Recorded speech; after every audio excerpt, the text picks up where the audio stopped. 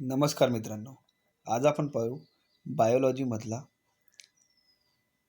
एक chapter reproduction. सगळ्यात विवादित चॅप्टर लोकांनीच बनवून ठेवलेला आहे. भारत असा देश आहे ज्यामध्ये फक्त नाही काय रिप्रोडक्शनच्या थेअरीची क्लास चालते. प्रॅक्टिकलचे क्लासेस कुठंच भेटत नाही तुम्हाला रिप्रोडक्शनशी संबंधित. ते डायरेक्ट भारतात लग्न झाल्यावरच परमिशन आहे. तोच रिप्रोडक्शन त्यालाच आपल्याला डीपमध्ये पाहायचं आहे. मेलचे एक एक पार्ट, फिमेलचे एक एक पार्ट रिप्रोडक्शनशी संबंधित आणि काही प्राण्यांचे पार्ट सगळे याच्यात पाहून घेऊ. रिप्रोडक्शनमध्ये मजा येऊन जाईल. चांगला चॅप्टर आहे. पहा, भारतात रेस्ट्रिक्शन आहे पण लोकसंख्या सर्वात जास्त कुठची आहे जगात?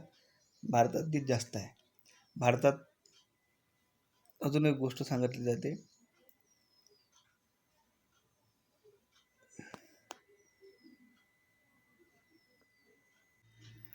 आता असं नको विचारू रिप्रोडक्शन म्हणजे काय होते, प्रजनन म्हणजे काय होते.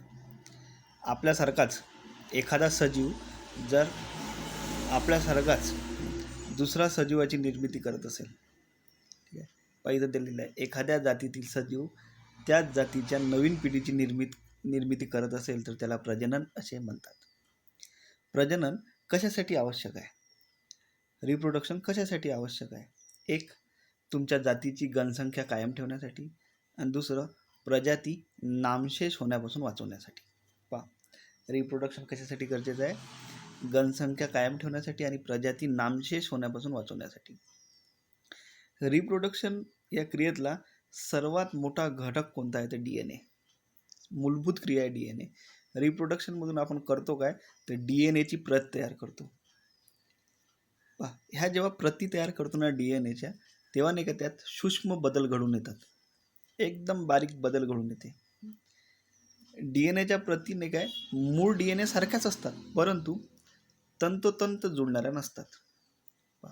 आपल्या ज्या मूळ DNAच्या प्रती आहे ना, ह्या नाही काय नवीन ज्या DNA आपण तयार केलं रिप्रोडक्शन केल्यावर सारख्याच असतात परंतु थोडासा फरक आहे. तंतोतंत त्या एकामेकाशी जुळत नाही. हे झालं. त्यानंतर DNAशी संबंधित अजून एक इम्पॉर्टंट गोष्ट लक्षात घ्या. जर तुमची प्रजाती अस्तित्व टिकून जर ठेवायचं असेल या पृथ्वीवर तर DNA असा पाहिजे जो नाही काय परिवर्तन बदलास किंवा वातावरणास अनुकूल असेल. ठीक आहे. DNA जर वातावरणानुसार जर बदल घडून आणत असेल किंवा परिवर्तन घडून आणत असेल तरच तुमची प्रजाती काय होऊ शकते? पृथ्वी तलावर टिकून राहू शकते. कारण 3 घटक आहे जे एखादी प्रजाती नष्ट करू शकते. बदलणारे तापमान, बदलणारे पाण्याची पातळी आणि पर्यावरणात होणारे अचानक बदल, आपल्या नियंत्रणाबाहेरील बदल. यामुळे आपली प्रजाती काय होऊ शकते? नष्ट होऊ शकते. परंतु तुमचा DNA जर स्ट्रॉंग असेल, जर परिवर्तन बदलास अनुकूल जर असेल, वातावरणात बदलास अनुकूल असेल तर तुमची प्रजाती पृथ्वी तलावर टिकून राहू शकते. समजलं तुम्हाला DNA? त्यानंतर मोड्स ऑफ रिप्रोडक्शन. रिप्रोडक्शनच्या काही पद्धती आहे. तर कोणत्या आहे? एक आहे असेक्स्युअल रिप्रोडक्शन आणि दुसरं आहे सेक्स्युअल रिप्रोडक्शन. पहा, आता अलैंगिक प्रजनन म्हणजे काय होते? ज्या रिप्रोडक्शनमध्ये नाही काय एकच पॅरेंट भाग घेते त्याला म्हणतात असेक्स्युअल रिप्रोडक्शन आणि ज्या रिप्रोडक्शनमध्ये 2 पॅरेंट्स भाग घेते त्याला म्हणतात सेक्स्युअल रिप्रोडक्शन. ठीक आहे. त्यानंतर पहा, आपण पाहू पहिले असेक्स्युअल रिप्रोडक्शन. याची काही वैशिष्ट्ये आहे. जे नाही काय असेक्स्युअल रिप्रोडक्शन असते त्यांची जे नवजात पेशी आहे ते नाही काय मूळ पेशीसारखी असते. म्हणजे याचा DNA सारखाच असते. पहा, आपण जे आहे सेक्स्युअल रिप्रोडक्शनमध्ये येतो आपण मानव. तर मला सांगा, आपला DNA सारखाच आहे परंतु थोडासा फरक आहे. पण असेक्स्युअल रिप्रोडक्शनमध्ये DNA सारखाच असते, त्यात काहीच फरक नाही आहे. त्यानंतर जेनेटिक जे व्हेरिएशन आहे त्याचा अभाव असते. त्यानंतर याचं जे प्रजनन आहे हे नाही काय वेगाने घडून येते. ठीक आहे. त्यानंतर असेक्स्युअल जे रिप्रोडक्शन आहे यामध्येच फक्त नाही काय मायोटिक डिव्हिजन भाग घेते, म्हणजे गुणसूत्री विभाजन भाग घेते. पहा, असेक्सुअल रिप्रोडक्शनचे आपण 4 वैशिष्ट्य पाहिलं. याचा DNA तंतोतंत असते, जेनेटिक व्हेरिएशनचा अभाव असते, लैंगिक प्रजननापेक्षा वेगाने घडून येते याचं प्रजनन, आणि याच्यात फक्त कोण भाग घेते तर मायोटिक डिव्हिजन म्हणजे गुणसूत्री विभाजन भाग घेते. आता आपल्याला गुणसूत्री विभाजन म्हणजे काय होते ते पाहायचं आहे. याच्यात काय होते, गुणसूत्राची संख्या कायम राहते, परंतु एक पेशी दुसऱ्या 2 पेशीची निर्मिती करते. ठीक आहे. फॉर एक्झाम्पल बघा, 2n, n म्हणजे काय होते, क्रोमोझोम. काय एवढं लक्षात ठेवजा. एक पेशीनं काय केलं, 2 पेशी तयार केल्या, परंतु गुणसूत्राची संख्या काय कायमच आहे, 2n झालं. एवढं समजलं. ही जी क्रिया आहे हे कुठं घडून येते, फक्त सोमॅटिक सेलमध्ये. लक्षात ठेवजा, मायोटिक डिव्हिजन म्हणजे गुणसूत्री विभाजन फक्त कुठं घडून येते, सोमॅटिक सेलमध्ये. त्यानंतर या प्रकार हे जे असं जे गुणसूत्री विभाजन आहे, यामुळे नवीन पेशी तयार होतात, त्यात कुठल्याही प्रकारचे बदल घडून येत नाही.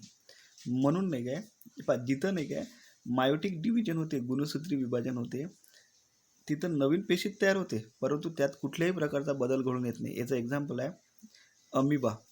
करोडो वर्ष झाले अमिबात कोणताच बदल घडून नाही आला. जसा माणसात बदल घडून आला, पण अमिबात कोणताच जसा आहे तसाच शेप आहे त्याचा.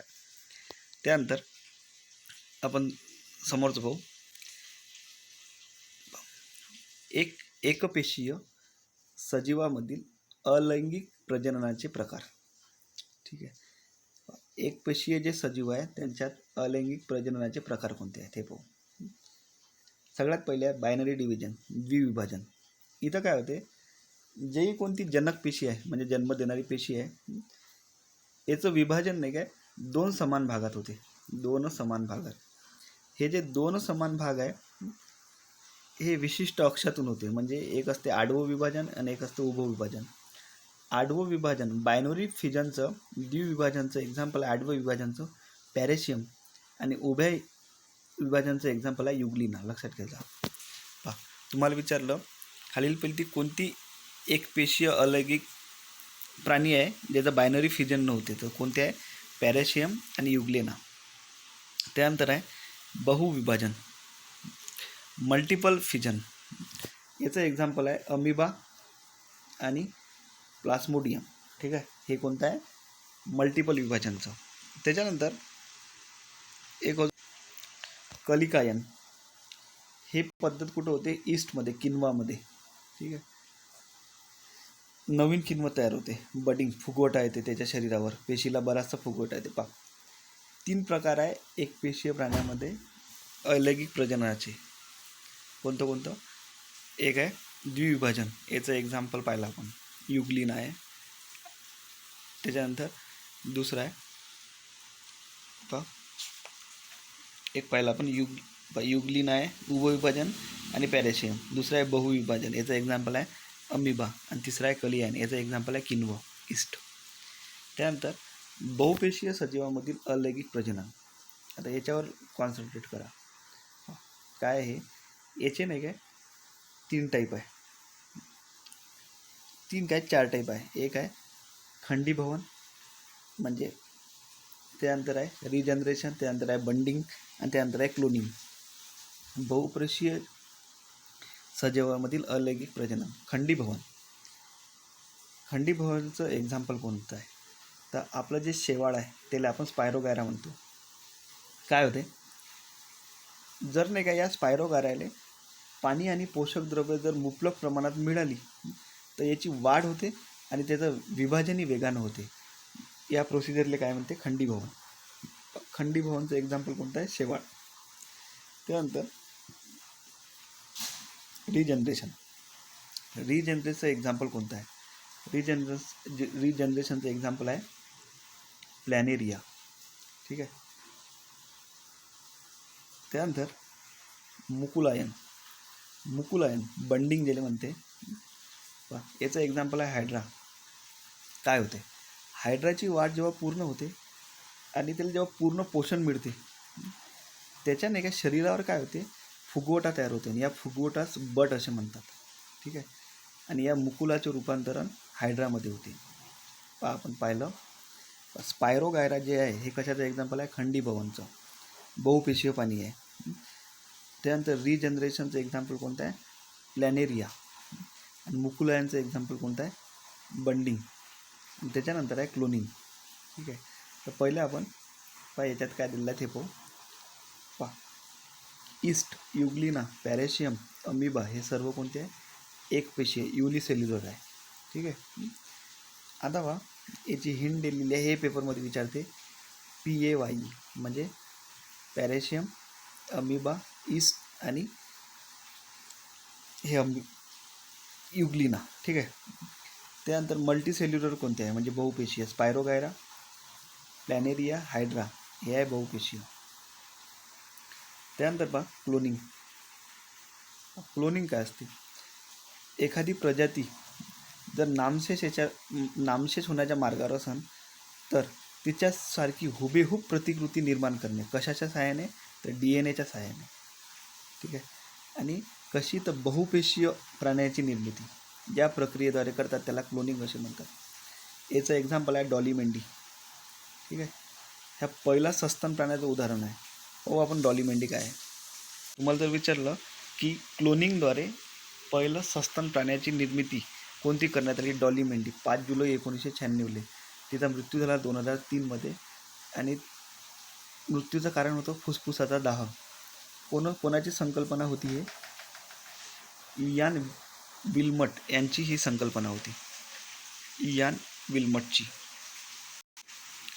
हे जे डॉली होती हे नाही का पांढऱ्या रंगाची होती. ठीक आहे. आणि तिनं 6 पिल्लांना जन्म दिला, हे लक्षात ठेवा. डॉली मेंढी 6 पिल्लांना जन्म दिला डॉली मेंढीने. 1996 आली आणि तिचा मृत्यू झाला होता 2003. हिचं नाही काय वर्ष विचारलेलं होतं, राज्यसेवेने विचारलेलं आहे. मृत्यू कधी झाला, 14 फेब्रुवारी 2003. त्यानंतर क्लोनिंगशी संबंधित प्रश्न होता तो. हे पाहायला आपण पूर्ण असेक्स्युअल रिप्रोडक्शन. आता पाहू आपण सेक्स्युअल रिप्रोडक्शन. इथं क्लिअर दिलेलं आहे, ज्या प्रजननात 2 जनक पेशीचा समावेश होते व त्याच्या संयोगाने नवीन पेशी जर तयार होत असेल त्याला काय म्हणते, लैंगिक प्रजनन. For example female gamete plus male gamete is equal to zygote. ठीक आहे. लैंगिक प्रजननात 2 प्रमुख प्रक्रिया दिसून येते. एक आहे अर्धगुणसूत्री विभाजन आणि दुसरं आहे फलन. ठीक आहे, फर्टिलायझेशन. पहा अर्धगुणसूत्री विभाजन म्हणजे काय होते, पहा याच्यात नाही काय गुणसूत्रांची संख्या निम्मी होते. तिथं जेवढे गुणसूत्र होते तेवढेच गुणसूत्र आहे, इथं काय होते, निम्मी होते. पहा कसं, या प्रकारचे विभाजन होण्यासाठी 2 गमेट पाहिजे, एक फिल गमेट, मेल गमेट आणि फिमेल गमेट. पहा इथं डायग्राम थ्रू समजते. जनक पेशी 2N, याचं अर्धसूत्री विभाजन केलं, NN मध्ये झालं NN, आणि याचंही विभाजन झालं NN, आणि याचंही विभाजन झालं NN, आणि शेवटी झाला. ठीक आहे. जर तुम्हाला माहीत नसेल, हा N म्हणजे काय होते, क्रोमोझोम, गुणसूत्रे, मग असेच सांगितलं. फलन म्हणजे काय होते, जेव्हा नाही काय 2 अर्धगुणी झायगोट संयोगातून एक नवीन डेप्लॉइड झायगोटची निर्मिती होत असेल तर त्याला म्हणतात फलन. म्हणजे female gamete plus male gamete N + N is equal to 2N zygote is much. ठीक आहे. आपण याच्यात नाही काय खूप इम्पॉर्टंट पार्ट पाहिला, असेक्स्युअल रिप्रोडक्शनशी संबंधित पाहिला. असेक्स्युअल रिप्रोडक्शनची विशेषता काय, याचा DNA एकदम सारखा असते, जेनेटिक व्हेरिएशन नसते. लैंगिक प्रजनापेक्षा जे प्रजनन आहे वेगानं घडून येते, आणि कोणता आहे मायोटिक डिव्हिजन असते. ठीक आहे. मायोटिक डिव्हिजन कोणत्या सेल्समध्ये घडून येते, तर सोमॅटिक सेलमध्ये. त्यानंतर आपण पाहिलं एकपेशीय सजीवामधील अलैंगिक प्रजनाचे प्रकार. तर 3 प्रकार होते, द्विविभाजन, बहुविभाजन आणि कलिकायन.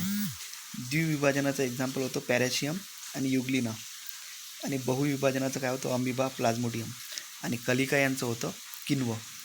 बहुपेशीय सजीवामधील अलैंगिक प्रजनन पाहिलं आपण, त्याचे 4 टाईप पाहिले, खंडीभवन, रिजनरेशन, बंडिंग आणि क्लोनिंग. खंडीभवनमध्ये काय होते, याचं एक्झाम्पल आहे स्पायरोगायरा. त्याच्यानंतर रिजनरेशनचं होतं प्लॅनेरिया, आणि बंडिंगचं होतं हायड्रा. ठीक आहे. क्लोनिंग होतं, पहिली क्लोनिंग कोणाची झाली, मग डॉली मेंढी, पहिली सस्तन प्राणी आहे, 1996 2003 मृत्यू. पांढऱ्या रंगाची होती. 6 पिल्लांना तिनं जन्म दिला. आणि सेक्स्युअल रिप्रोडक्शनमध्ये कोणत्या 2 प्रक्रिया घडून येते, अर्धसूत्री गुणोत्तर आणि अर्धगुणसूत्री विभाजन आणि फलन फर्टिलायझेशन. तर एवढं लक्षात ठेवायचं आहे आपल्याला. तुम्हाला विचारलं एकप्रेशीय प्राणी कोणता आहे, तर अमिबा, त्यानंतर प्लाझ्मोडियम, ठीक आहे, पाहिला आपण. आणि द्विपेशीय पाहिला आपण, हायड्रा वगैरे, बहुपेशीय. तर thank you very much for discussion.